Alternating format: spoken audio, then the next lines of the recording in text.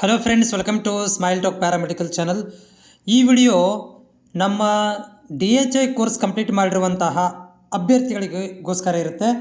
ಯಾಕಂತಂದರೆ ಒಂದು ಪೇಪರ್ ಓಡಾಡ್ತಾ ಇತ್ತು ಇಷ್ಟು ದಿನದಿಂದ, ಒಂದು ಪೇಪರ್ ಕಟ್ಟಿಂಗ್ ಓಡಾಡ್ತಾ ಇತ್ತು. ಅದರಲ್ಲಿ ಕ್ವಾಲಿಫಿಕೇಷನ್ ಸಂಬಂಧಿಸಿದಂತಹ ಒಂದು ಇಶ್ಯೂ ಕೂಡ ಇತ್ತು.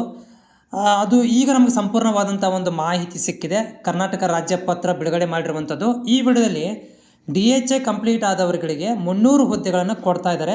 ಸ್ಯಾಲ್ರಿ ಎಷ್ಟಿರುತ್ತೆ, ಎಕ್ಸಾಮ್ ಪ್ಯಾಟ್ರನ್ ಯಾವ ರೀತಿಯಾಗಿರುತ್ತೆ, ಸೆಲೆಕ್ಷನ್ ಪ್ರೊಸೀಜರ್ ಯಾವ ರೀತಿಯಾಗಿರುತ್ತೆ ಅನ್ನೋದ್ರ ಬಗ್ಗೆ ಈ ವಿಡಿಯೋದಲ್ಲಿ ಒಂದು ಸ್ವಲ್ಪ ಶಾರ್ಟಾಗಿ ಎಕ್ಸ್ಪ್ಲನೇಷನ್ ಕೊಡ್ತೇನೆ. ಚಾನಲ್ ಹೊಸಬರಾಗಿದ್ದರೆ ಚಾನಲ್ ಸಬ್ಸ್ಕ್ರೈಬ್ ಮಾಡ್ಕೊಳ್ರಿ. ಅದ್ರ ಜೊತೆಗೆ ನಿಮ್ಮಲ್ಲಿ ಏನಾದರೂ ಡೌಟ್ ಇದ್ದರೆ ನಂಗೆ ಕಾಮೆಂಟ್ಸ್ ಮುಖಾಂತರ ನೇರವಾಗಿ ತಿಳಿಸಿರಿ. ಸೊ ಫ್ರೆಂಡ್ಸ್, ಇಲ್ಲಿ ಇದು ಒಂದು ಡ್ರಾಫ್ಟ್ ಇದೆ, ರೂಲ್ಸ್ ರೆಗ್ಯುಲೇಷನ್ಸ್ದು. ಇದಕ್ಕೆ ಕಮಿಟಿನೂ ಕೂಡ ಮಾಡಿದ್ದಾರೆ. ಇದು ನೆನಪಿಟ್ಕೋರಿ. ಇದನ್ನು ನಿಮ್ಮಗಳಿಗೆ ಪ್ಯೂರ್ ಆಗಿ KE ಮೂಲಕ ಕಾಂಪಿಟೇಟಿವ್ ಎಕ್ಸಾಮ್ ಮೂಲಕ ಭರ್ತಿ ಮಾಡ್ಕೊಳ್ಳಲಾಗಿತ್ತು ಅಂತ ಇದರಲ್ಲಿ ಮಾಹಿತಿಗಳನ್ನು ಕೊಟ್ಟಿದ್ದಾರೆ. ಅಪ್ಲಿಕೇಶನ್ಗಳನ್ನು ನ್ಯೂಸ್ ಪೇಪರಲ್ಲಿ ಕೂಡ ಕೊಡ್ತೀವಿ ನಾವು ಮುಂದಿನ ದಿನಗಳಲ್ಲಿ. ಆ ನ್ಯೂಸ್ ಪೇಪರ್ಗಳಲ್ಲಿ ಪಬ್ಲಿಷ್ ಮಾಡ್ತೀವಿ. ಅಪ್ಲಿಕೇಶನ್ ಕೊಟ್ಟಾಗ ನೀವು ಅಪ್ಲಿಕೇಶನ್ಗಳನ್ನು ಹಾಕಬೇಕಾಗತ್ತೆ. ಅಪ್ಲಿಕೇಶನ್ ಹಾಕಿದ ಮೇಲೆ ನಿಮ್ಮಗಳಿಗೆ ಏನಪ್ಪ ಅಂದರೆ ಕಂಪಲ್ಸರಿ ಎಕ್ಸಾಮ್ಗಳು ಇರ್ತವೆ. ಎಕ್ಸಾಮ್ಗಳನ್ನು ನೀವು ಕಂಡಕ್ಟ್ ಮಾಡಿಕೊಂಡು ನೀವು ಏನು ಮಾಡಿದ್ವಿ ಅಂದರೆ ಅರ್ಹತೆಯನ್ನು ಪಡ್ಕೊಂಡು ಎಕ್ಸಾಮಲ್ಲಿ ಪಾಸ್ ಮಾಡ್ಕೊಂಡು ಅರ್ಹತೆ ಪಡ್ಕೊಂಡು ನೀವು ಏನು ಮಾಡ್ಬೋದು ಅಂದರೆ ಜಾಬ್ಗಳನ್ನು ಪಡ್ಕೊಳ್ಬೋದು ಅಂತ ಹೇಳಿ ಇವರುಗಳು ಮಾಹಿತಿನ ಕೊಟ್ಟಿರುವಂಥದ್ದು. ಸೊ ಇಲ್ಲಿ ಏನಪ್ಪ ಅಂದರೆ ಭಾಳಷ್ಟು ಮಾಹಿತಿಗಳಿದ್ದಾವೆ. ಅದರಲ್ಲಿ ನಮ್ಮ ನೋಡ್ತಾ ಇದ್ದೀರಿ ಹೆಲ್ತ್ ಇನ್ಸ್ಪೆಕ್ಟಿಂಗ್ ಆಫೀಸರ್ಸ್ ಇದನ್ನು ಕಾಂಪಿಟೇಟಿವ್ ಎಕ್ಸಾಮ್ ಮೇಲೆ ಸೆಲೆಕ್ಷನ್ ಮಾಡ್ಕೊತಾರೆ KE ಮೂಲಕ. ಇಲ್ಲಿ 80 ಮಾರ್ಕ್ಸ್ಗಳನ್ನು ಕೊಟ್ಟಿದ್ದಾರೆ. ಇದರಲ್ಲಿ 160 ಮಾರ್ಕ್ಸ್ಗಳು ಇರ್ತವೆ. ಪೇಪರ್ 1ನಲ್ಲಿ 80, ಪೇಪರ್ 2ದಲ್ಲಿ 80 ಮಾರ್ಕ್ಸ್ಗಳನ್ನು ಇವರು ಕೊಟ್ಟಿದ್ದಾರೆ. ಇದು ಇನ್ಕ್ಲೂಡಿಂಗ್ ಪ್ರಾಕ್ಟಿಕಲ್ ಎಕ್ಸಾಮ್ ಅಂತ ಕೂಡ ಹೇಳ್ತಾ ಇದ್ದಾರೆ. ಕಂಪಲ್ಸರಿ ಪ್ರಾಕ್ಟಿಕಲ್ ಎಕ್ಸಾಮನ್ನು ಕೂಡ ಇವರು ಕಂಡಕ್ಟ್ ಮಾಡ್ತಾ ಇದ್ದಾರೆ. Include A practical exam for 40 marks. Side exams are compulsory ಅಂತ ಹೇಳ್ತಾ ಇದ್ದಾರೆ. ಸೊ ಇಲ್ಲಿ 2 ಎಕ್ಸಾಮ್ ಇರ್ತವೆ, ಪೇಪರ್ 1, ಪೇಪರ್ 2 ಎಕ್ಸಾಮ್ ಇರ್ತವೆ ನಿಮಗೆ ಹೆಲ್ತ್ ಇನ್ಸ್ಪೆಕ್ಟಿಂಗ್ ಆಫೀಸರ್ಗೆ. ಪೇಪರ್ 1ದಲ್ಲಿ ಏನಿರುತ್ತಪ್ಪ ಅಂತಂದರೆ ಜನರಲ್ ನಾಲೆಜು, ಸಬ್ಜೆಕ್ಟ್ ನಾಲೆಜು ಕೂಡ ಇರ್ತದೆ.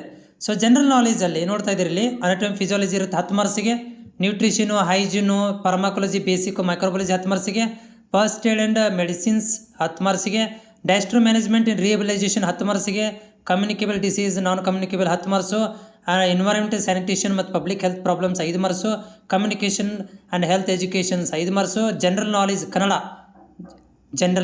ಜನರಲ್ ಇಂಗ್ಲೀಷ್ 20 ಮಾರ್ಕ್ಸಿಗೆ ಇರುತ್ತೆ. ಇದು ಪೇಪರ್ 1. ಅದೇ ಪೇಪರ್ 2 ಒಳಗಡೆ 80 ಮಾರ್ಕ್ಸಿಗೆ fundamentals of management public health act, local self government project preparation ಅಂತ 20 marks, behaviour science, sociology, psychology, mental health 20 marks, biomedical waste management, palliative care ಮತ್ತು ಜೆನೆಟಿಕ್ ಕೇರ್ ಅಂತೇಳಿ ಕೊಟ್ಟಿದ್ದಾರೆ. ಆಮೇಲೆ ಜೊತೆಗೆ ನ್ಯಾಷನಲ್ ಸ್ಟೇಟ್ ಹೆಲ್ತ್ ಪ್ರೋಗ್ರಾಮ್ಸ್ಗಳ ಬಗ್ಗೆ 20 ಮಾರ್ಕ್ಸ್ ಇದೆ. ಓಕೆ, ಇದು ಏನಪ್ಪ ಅಂದರೆ ಇಲ್ಲಿ ಪ್ಯೂರ್. ಆಮೇಲೆ ಮ್ಯಾಕ್ಸಿಮಮ್ ಪ್ರಾಕ್ಟಿಕಲ್ ಮಾರ್ಕ್ಸ್ಗಳನ್ನು ಕೂಡ ಇಲ್ಲಿ 40 ಮಾರ್ಕ್ಸ್ ಕೂಡ ಇವರು ಮೆನ್ಷನ್ ಮಾಡ್ತಿದ್ದಾರೆ. ಅದು ಯಾವ ರೀತಿ ತೊಗೊತಾರೆ ಅನ್ನೋದನ್ನು ಮುಂದಿನ ದಿನಗಳಲ್ಲಿ ಗೊತ್ತಾಗುತ್ತೆ. ಸೆಲೆಕ್ಷನ್ ಪ್ರೊಸೀಜರ್ ರೇಷಿಯೋ ಮೇಲೆ, ಓಕೆ, ಫೈನಲ್ ಲಿಸ್ಟ್ಗಳನ್ನು ರೇಷಿಯೋ ಮೇಲೆ ಮಾಡ್ತೀವಿ ಅಂತ ಹೇಳ್ತಾ ಇದ್ದಾರೆ. ಆಮೇಲೆ ಅಪ್ಲಿಕೇಶನ್ಗಳನ್ನು ಆನ್ಲೈನ್ ಮುಖಾಂತರ ತೊಗೊತೀವಿ. ಕನ್ನಡ ಲ್ಯಾಂಗ್ವೇಜ್ಗಳನ್ನು ಹೊಂದಿರಬೇಕು, ಫಸ್ಟ್ ಲ್ಯಾಂಗ್ವೇಜ್ಗಳನ್ನು ಹೊಂದಿರಬೇಕು, ಸೆಕೆಂಡ್ ಲ್ಯಾಂಗ್ವೇಜ್, ಥರ್ಡ್ ಲ್ಯಾಂಗ್ವೇಜ್ ಇದ್ದರೆ ಅದಕ್ಕೆ ಎಕ್ಸಾಮನ್ನು ಕೂಡ ಕಂಡಕ್ಟ್ ಮಾಡ್ತೀವಿ ಅಂತ ಕೂಡ ಹೇಳ್ತಿದ್ದಾರೆ. ಸೆಲೆಕ್ಷನ್ ಲಿಸ್ಟ್ಗಳನ್ನು ಮೆರಿಟ್ ಬೇಸಿಸ್ ಮೇಲೆ, ಅಂದರೆ ನೀವು ಪಡೆದುಕೊಂಡಿರುವಂಥ ಕಾಂಪಿಟೇಟಿವ್ ಎಕ್ಸಾಮ್ ಮೆರಿಟ್ ಬೇಸಿಸ್ ಮೇಲೆ ಸೆಲೆಕ್ಷನ್ ಮಾಡ್ತೀವಿ. ಆಮೇಲೆ ಏಜ್ ರಿಲ್ಯಾಕ್ಸೇಷನ್ ಕೂಡ ಕೊಡ್ತೀವಿ. ಆಮೇಲೆ ನೀವು ಗೌರ್ಮೆಂಟ್ ಬಾಡಿ ಒಳಗಡೆ ಕೆಲಸ ಮಾಡಿದರೆ ಅದಕ್ಕೂ ಕೂಡ ಸ್ವಲ್ಪ ಕನ್ಸೆಷನ್ ಕೂಡ ಇವ್ರು ಕೊಡ್ತಾ ಇದ್ದಾರೆ ಅಂತ ಹೇಳ್ತಿದ್ದಾರೆ. ಅದು ಮುಂದಿನ ದಿನಗಳಲ್ಲಿ ಗೊತ್ತಾಗುತ್ತೆ ಎಷ್ಟು ಕೊಡ್ತಾರೆ ಅಂತೇಳಿ. ಇಲ್ಲಿ ನೋಡ್ತಾ ಇದ್ದೀರಿ ಹೆಲ್ತ್ ಇನ್ಸ್ಪೆಕ್ಟಿಂಗ್ ಆಫೀಸರ್ಸ್ ಎಷ್ಟು ಹುದ್ದಿದ್ದಾರೆ. 300 ಹುದ್ದೆಗಳನ್ನು ಕೊಟ್ಟರೆ 37,500 ರೂಪಾಯಿದಿಂದ 76,500 ರೂಪಾಯಿ ಸ್ಯಾಲ್ರಿ ಇದೆ. ಇಲ್ಲೇನು ಕ್ವಾಲಿಫಿಕೇಷನ್ ಭಾಳ ಇಂಪಾರ್ಟೆಂಟ್ ರೀ. SSLC ಪಾಸ್ ಆಗಿರಬೇಕು ಕಂಪಲ್ಸರಿ. ಅದರ ನಂತರ ನೀವು ಏನು ಮಾಡಿರ್ಬೇಕಪ್ಪ ಅಂತಂದರೆ 2 ಇಯರ್ದು ವ್ಯಾಕೇಷನಲ್ ಕೋರ್ಸಸ್ ನೋಡಿರಿ ಏನೇನು ಹಾಕ್ಯಾರ ಇವರು.